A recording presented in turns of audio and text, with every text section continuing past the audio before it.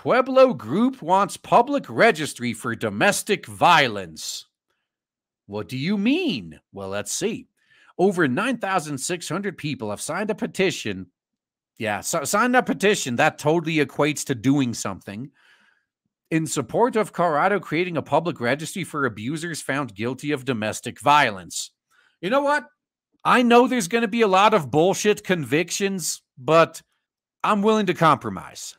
You guys can have this public registry of abusers found guilty of domestic violence on the condition that we get a public registry of proven false accusers.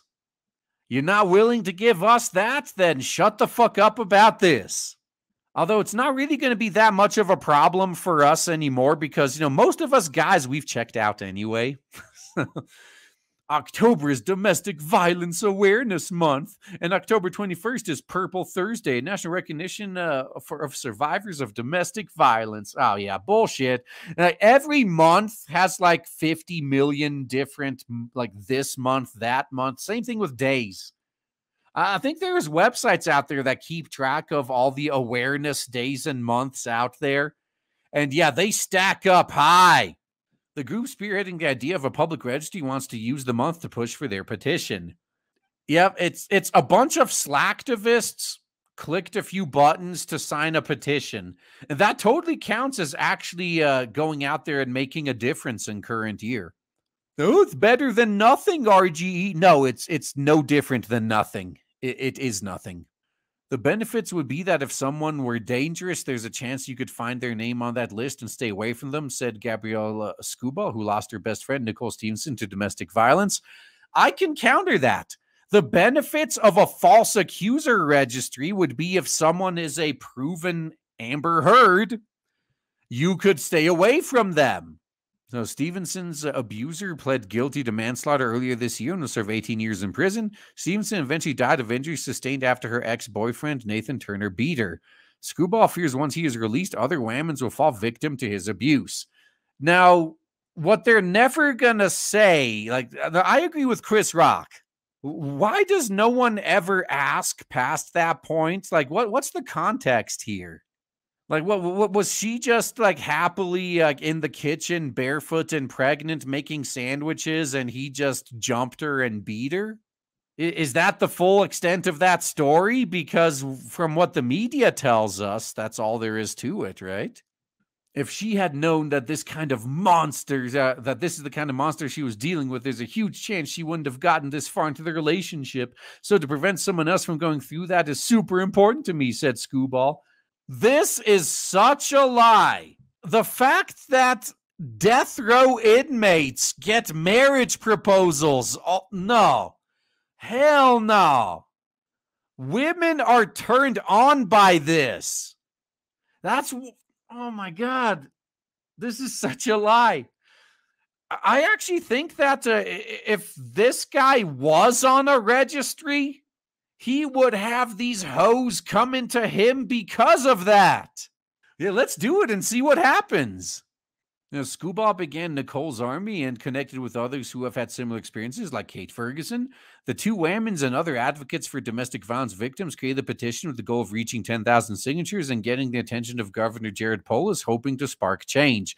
Now, we should be doing something so that this is less of an issue, not just having an awareness month, said Scuball.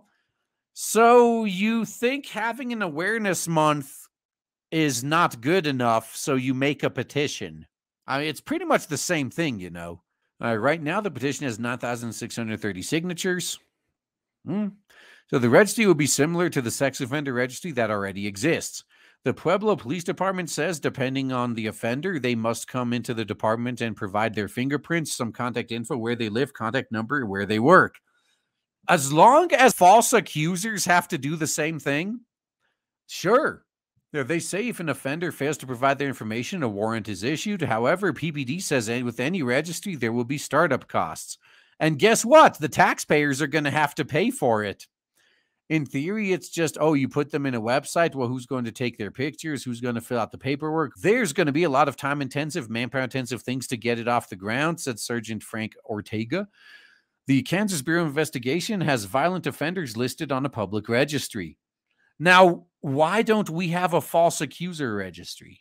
So how can a petition impact laws in Colorado? It can't really. So the Domestic Violence Registry petition has a goal of reaching 10,000 signatures. The website where the Whammons create the petition requires 10,000 for the petition to be sent to everyone on the decision makers list, including the governor. The advocates hope that's to set up a meeting with him and either in person or over the phone, ask him if we can have this support. According to the Colorado General Assembly, the number of valid signatures required for a statewide ballot in current year and current year -1 is 124,632. Yeah, if they wanted to force the issue in the election, that's how much they'd need. The petitions and proposals are meant to be filed with the Secretary of State, not the governor. The last day to submit signatures to the Secretary of State for the current year +1 election is the 3 p.m. August 8th, current year +1. Well, that doesn't really matter so much, because that's not their goal. Their only goal is to get social media attention and get enough of it so that the governor notices them, basically. It's the notice me senpai meme. Oh man, I am so excited to tell you guys right now that finally, after about a year of build-up and shilling, we have launched Blade Devil on Indiegogo, and so far it is doing so well thanks to awesome people like you. If you haven't backed it yet, then please check the links in the description and check out Blade Devil on Indiegogo. You will not be disappointed. Looking forward to seeing you there.